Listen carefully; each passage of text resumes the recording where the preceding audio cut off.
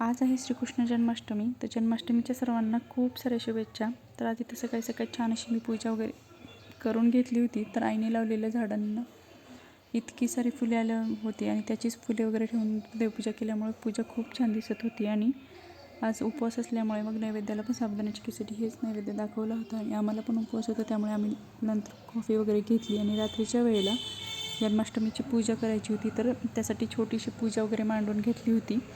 आणि त्यानंतर कृष्णाच्या मूर्तीला मग अभिषेक वगैरे केला आणि त्यानंतर वस्त्र वगैरे घालून पाळण्यामध्ये कृष्णदेवाला ठेवलं.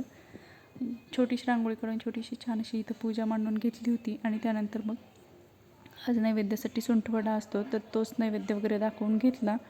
आणि त्यानंतर पाळणे वगैरे म्हटले आणि पाळणा वगैरे झाल्यानंतर लगेचच इथं आरती वगैरे करून घेतली.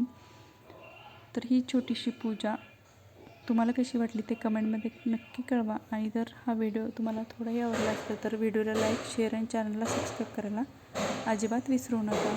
भेटूया नेक्स्ट ब्लॉगमध्ये. तोपर्यंत बाय.